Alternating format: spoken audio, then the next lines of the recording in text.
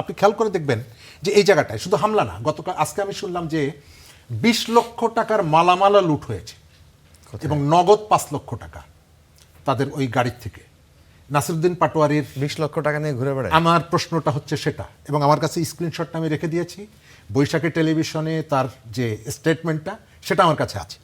তিনি বলছেন যে 20 লক্ষ টাকার মালামাল লুট হয়েছে এবং নগদ 5 লক্ষ টাকাও আমাদের কাছ থেকে লুট হয়েছে।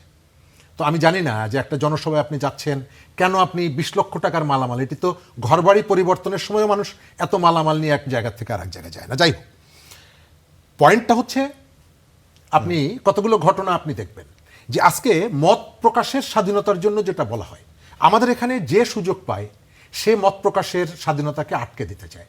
আমাদের এখানে সোশ্যাল মিডিয়ায় সার্জিস আলমের পোস্টে কমেন্ট করার কারণে সরকারি কর্মকর্তার চাকরি গেছে অন্তর্বর্তী সরকারের সময়, মনে থাকার কথা।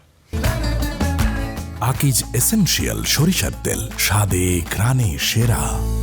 আমাদের সোশ্যাল মিডিয়ায় যে মিম পেজগুলো, মানুষকে এটি নিয়ে একটু ঠাট্টা মশকরা করা, এইটার জন্য সাদিক কায়েম কিন্তু মামলাও করেছেন থানায় গিয়ে তাকে নিয়ে ট্রল করার জন্য। তো আমরা যখনই সুযোগটা পাই তখন এটিকে কাজে লাগে। আপনি যে প্রশ্নটি করেছেন, আমি কতগুলো জায়গায় দেখতে পাই যে সরকার সম্ভবত, কারণ যে বিএনপি এখন পর্যন্ত তার যে সাংগঠনিক শক্তি আছে, আপনার সিলেটের গোলাপগঞ্জে এনসিপিকে পিটিয়ে তাদেরকে নিশ্চিহ্ন করার প্রয়োজন হয় না। সে চাইলে ঢাকায়ও করতে পারে, সে চাইলে তার ঢাকা অফিসও বন্ধ করে দিতে পারে। তাদের বিরুদ্ধে নানা জায়গা থেকে তো অভিযোগগুলো আছে। গত মাসেও একটা অভিযোগ এলো, গুলিস্তানের একটা হোটেলে 12 লক্ষ টাকা তারা পরিশোধ করেনি। তো এই জায়গাগুলো দিয়ে এনসিপিকে ধরার সুযোগটা আছে। সে নানা জায়গা থেকে অন্তর্বর্তী সরকারের সময় তাদের যে উপদেষ্টারা দায়িত্ব পালন করেছিলেন তাদেরকে নিয়েও তো প্রশ্ন আছে। ডক্টর ইউনূসের সরকারের সময় প্রথম যে অভিযোগটা উঠেছিল আগস্ট মাসের 28 তারিখে, 24-এর 28 আগস্ট, কি ডিসি নিয়োগে অনিয়ম দুর্নীতি। তো সেই অনিয়ম দুর্নীতি অনুসন্ধানের জন্য যে কমিটি হয়েছিল 4 সদস্যের উপদেষ্টার, সেই কমিটির মধ্যে আমাদের নাহিদ ইসলাম সাহেব ছিলেন। সেই কমিটি এখন পর্যন্ত রিপোর্ট দেয়নি, তারা দায়িত্ব ছেড়ে দিয়েছেন। তো সরকার যদি তাকে ধরতে চায়, তাকে যদি বাক্সবন্দি করতে চায়, তাহলে অনেকগুলো জায়গা সম্ভব।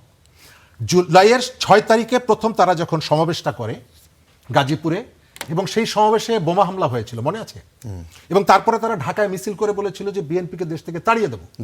এরপরে ওই ঘটনার পর যুবলীগের 2 জন কর্মীকে গ্রেপ্তার করা হয়েছে এবং এরপরে তার কোনো আর আপডেট নাই, 1 মাস চলে গেছে। তাহলে আপনার সমাবেশে বোমা হামলা হলো, আপনি এটি নিয়ে কোনো প্রোগ্রামের দিকে গেলেন না, কিচ্ছু বললেন না, তাৎক্ষণিকভাবে বললেন সরকারকে আমি তাড়িয়ে দেব। কিন্তু এরপরে আপনি আর ওটার কোনো কন্টিনিউশন নাই। তার মানে হলো যে আলোচনায় থাকার জন্য কিছু কিছু ঘটনা কখনো কখনো ঘটতে পারে। গতকালকে আপনি পুলিশের ঘটনা কি তারা নিজেরা থাকার জন্য, কোথাও নিজেরা কোথাও অন্যদের থাকতে পারে, এটি ডিজাইন। মানে এখন কি এনসিপির দখলে চলে গেছে ছাত্রদল বা স্থানীয়? না, তাহলে আপনি তাকে গড়ে তোলার জন্য আপনার যে সরকারি প্রজেক্ট আলোচনার মধ্যে সরকারি দলের প্রজেক্ট হিসেবে থাকতে পারে।